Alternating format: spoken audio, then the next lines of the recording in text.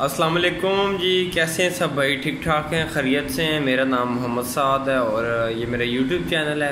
तमाम देखने वालों को मैं इस चैनल पे वेलकम करता हूँ क्योंकि हमारा ताल्लुक कंस्ट्रक्शन से है। हमारी अपनी कंस्ट्रक्शन कंपनी है। हम रावलपिंडी और इस्लामाबाद में हाउस कंस्ट्रक्शन को डील करते हैं लेबर रेट पे विद मटेरियल। किसी भी तरह से अगर आपने अपना घर बनवाना है तो आप हमसे रब्ता कर सकते हैं। उसके अलावा हम हाउस मैप भी बना के देते हैं। अब आपने अगर अपने घर के लिए एक खूबसूरत नक्शा बनवाना है तो आप हमसे हमारी खिदमात ले सकते हैं और मुनासिब फ़ीस में इंशाल्लाह हम तमाम चीज़ें आपको प्रोवाइड करेंगे। अच्छा,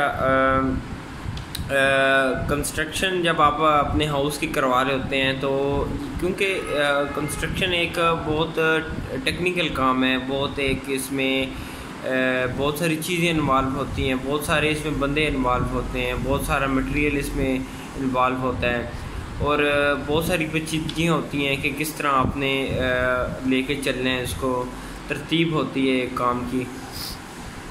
तो इस वीडियो में मैं कुछ टेक्निकल चीज़ें जो गाइडलाइन के हवाले से मैं ये वीडियो बना रहा हूँ कि आपको ये काम लाजमी करने चाहिए अपने हाउस कंस्ट्रक्शन से पहले।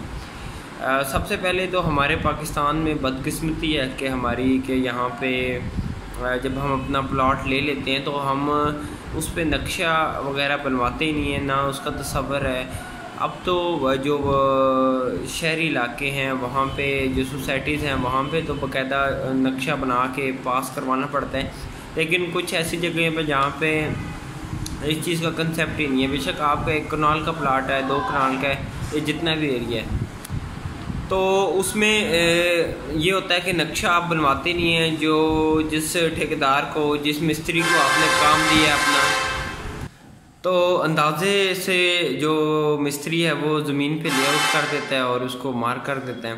देखें, ये अंदाज़े वाला काम नहीं है। कंस्ट्रक्शन एक महंगा काम है, इस पर लाखों रुपये खर्च होते हैं और इस पर आप अंदाज़े पे नहीं चल सकते। अगर अच्छा, दूसरा लोग, मैंने एक और चीज़ देखी है कि हाथ से नक्शा बनवा लेते हैं, खुद बना लेते हैं कागज़ पे और मतलब किसी का 30 फुट बाई 40 फुट का प्लाट है तो वो अब अपने जो रूम्स हैं उनको बराबर डिवाइड करके उनका और उसको समझता है कि अब मैंने इसको रूम का साइज़ और जो किचन वगैरह बरांडा है उसका मैंने मैप खुद बना लिया, उसको डिवाइड कर लिया जगह को कि पीछे बात होंगे। ये सारी चीज़ें खुद तो आप कर लेते हैं, ये मसला नहीं है। मैं ये नहीं कहता कि कोई आप में से अगर कोई थोड़ा बहुत भी टेक्निकल है तो वो इसको ना बना सके, लेकिन मसला कहाँ पे होता है? मसला ये होता है कि जब आप उस चीज़ पे, जब चीज़ बन जाती है, उस आपने जो चीज़ दिया उस पर नक्शा बन गया, तो जब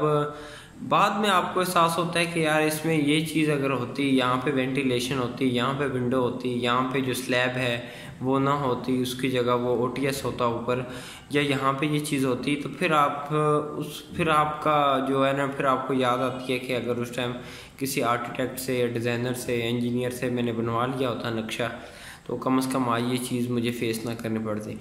क्योंकि हमारा रोज़ का काम है। देखिए, हमें पता है ओटीएस देना है नहीं देना, तो ये बहुत सारी चीज़ें हमारे जहन में होती हैं। अब एक बंदा है, उसने एक दफ़ा घर बनाना है, अब वो मैप बना लेगा लेकिन बहुत सारी चीज़ें उसके जहन से उस टाइम उसके नहीं आएंगी, स्किप हो जाएंगी।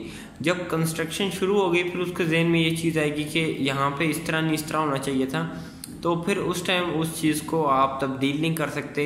नीचे से जो फाउंडेशन आ रही है, जो नीचे से बुनियादें आ रही हैं, आप उसको जगह चेंज नहीं कर सकते। एक तो ये चीज़ है। अच्छा, दूसरी चीज़ क्या है? दूसरा बुनियाद हमारे यहाँ पे प्रॉपर कोई कंसेप्ट ही नहीं है। गाँव देहात के जो इलाके हैं, बुनियाद कम से कम आपकी 2 फुट अगर ज़मीन हार्ड है, वरना 3 फुट 3.5 फुट तक होनी चाहिए नॉर्मल ज़मीन पे, और उसमें नीचे आपने लीन करनी है, कंक्रीट करनी है। फिर ऊपर आपने जो पत्थर होता है, पहाड़ी पत्थर बड़े साइज़ का, अगर वो डाल रहे हैं, या अगर नीचे से ईंटें आप लगा के ऊपर आ रहे हैं तो वो भी प्रॉपर ईंटें होनी चाहिए। और खिंगर ईंट लगाएं या अवल ईंट लगाएं, दोम या सोम ईंट ना लगाएं, क्योंकि दोम और सोम ईंट जो होती है वैसे ही वो या तो आपने देखा होगा कि जिस तरह पिघल जाती है या बारिशों से वो ख़त्म हो जाती है, मतलब आस्ता आस्ता वो उसका जो मवाद होता है वो निकलना शुरू हो जाता है, मतलब खोखली हो जाती हैं कुछ टाइम के बाद। तो अव्वल ईंट हो और दूसरा जो या तो खंगेर ईंट है वो भी आप लगा सकते हैं, क्योंकि वो होती हार्ड है लेकिन थोड़ी टेढ़ी मेढ़ी शक्ल उसकी थोड़ी ख़राब होती है। अच्छा, एक तो ये चीज़ है, बुनियाद का आपने ख्याल रखना है। दूसरा डीपीसी आपने लाजमी डालनी है। डीपीसी आप पैन से डालें। पैन मतलब लोग कंक्रीट की डाल लेते हैं लेकिन आप पैन डालें। डीपीसी आपका ऊपर वाला जो दीवारें हैं और उसमें जो नमी से बचाव के लिए होती है, इसको डैम्प प्रूफ कोर्स कहते हैं। नमी आपकी ऊपर नहीं जाती, बुनियाद की नमी ऊपर वाली दीवारों पे आपकी नहीं जाती। अच्छा, डीपीसी डाल लिया आपने। उसके अलावा आपने जब आपका काम 7 फुट तक हो जाता है, दरवाजे की ऊंचाई तक, लेंटर लेवल तक जिसको आप बोलते हैं, कुछ लोग क्या करते हैं, मिस्त्री दरवाजे के ऊपर सिर्फ 1 या 2 सरिये रख देते हैं और उसके ऊपर ईंटें लगा दी। ऐसा आप ना करें। आप प्रॉपर दरवाजे के ऊपर लेंटर बीम डालें। बीम का मतलब है कि जितनी दीवार चौड़ी है और जितनी 9 इंच ऊंचाई में पूरा उसमें शटरिंग लगा के साइडों पे पूरी उसमें 4 सूतर के 4 सरिये रखें, बीच में रिंग बांधें। 3 सूतर का रिंग बांध लें 6-6 इंच के फासले पे, ठीक है। और उसमें पूरी कंक्रीट भरें। कंक्रीट करके पूरा 9 इंच बाई 9 इंच की, और ऊंचाई भी उसकी 9 इंच होगी, उसमें कंक्रीट करें। और उसका ये फ़ायदा है कि आपका जो क्योंकि ऊपर आपका छत का लोड होता है। अब दरवाजे के ऊपर चौकाट के ऊपर 2 सरिये आपने रख दिए, ऊपर आपने चिनाई की, फिर ऊपर छत डालनी है, छत का वज़न, फिर अब वो 2 सरिये आपके मतलब कितना सा लोड आपका रोकेंगे। मतलब है तो एक रिस्की काम ना। आप रिस्की काम क्यों कर रहे हैं? क्योंकि आप इतना पैसा जब लगा रहे हैं तो आप इसको इंश्योर करें कि ये चीज़ नहीं होनी चाहिए। लेंटल बीम डाल लें। अच्छा, स्लैब में जब फिर ऊपर जब छत डालनी है, छत जब डालते हैं, शटरिंग आपने चेक करनी है कि शटरिंग के जो फट्टे लगाते हैं आमतौर पे, कच्ची शटरिंग जिसको बोलते हैं, उसमें कोई वाइड ना हो, कोई उसमें कहीं से जो है ना मतलब खुली ना हो, सुराख ना हो किसमें, मतलब हर तरफ से प्रॉपर उसको कवर किया हो। जहाँ पे स्लैब आनी है छत पे, हर फटा जितने भी हैं प्रॉपर उसको कवर किया हो एरिए को। ऐसा ना हो कि बीच में उसमें सुराख हैं तो जब कंक्रीट करेंगे तो वो सारा जो मटेरियल है वो नीचे गिरता रहे उसमें।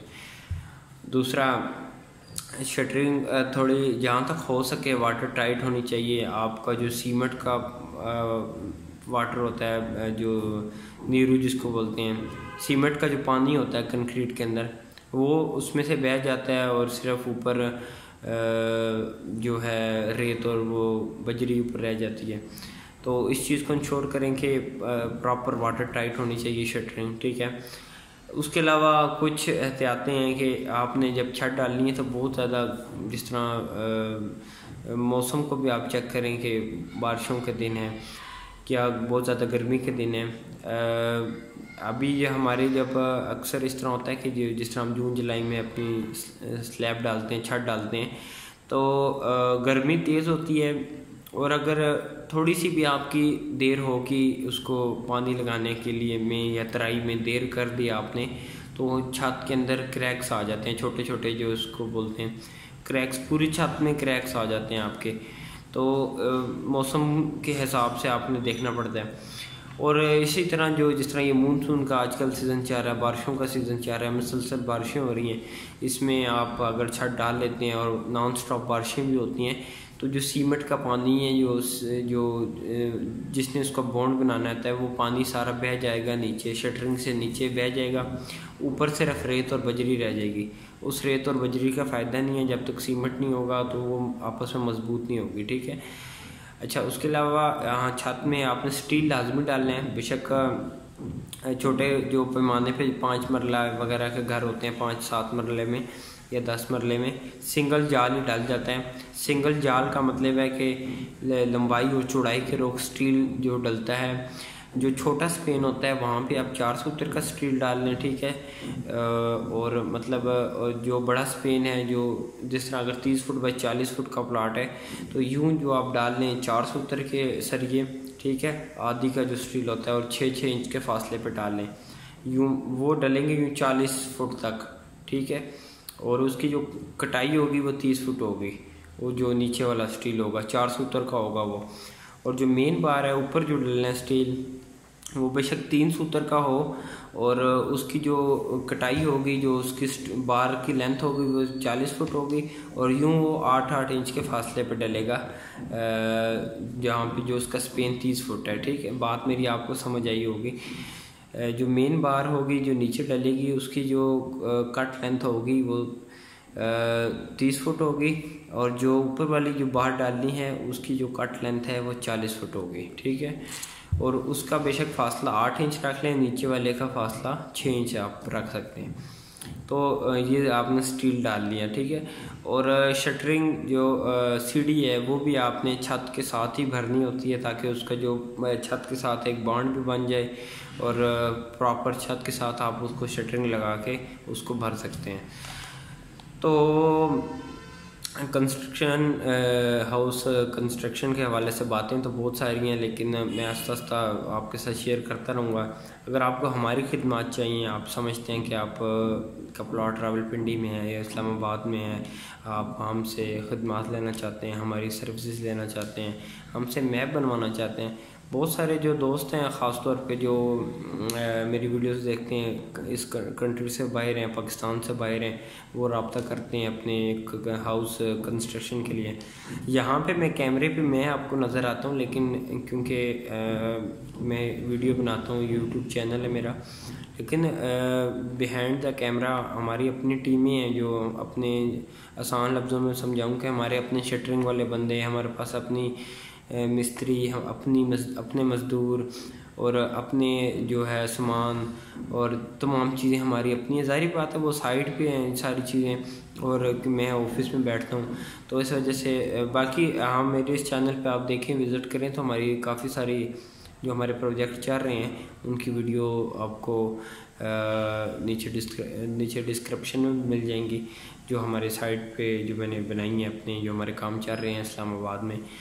तो आखिर में मैं आपसे गुजारिश करूँगा कि चैनल को सब्सक्राइब कर लें, और अगर आपने इस वीडियो को अभी तक मुकम्मल देखा है तो उसके लिए आपका बहुत बहुत शुक्रिया। Thank you so much. Allah हाफिज़।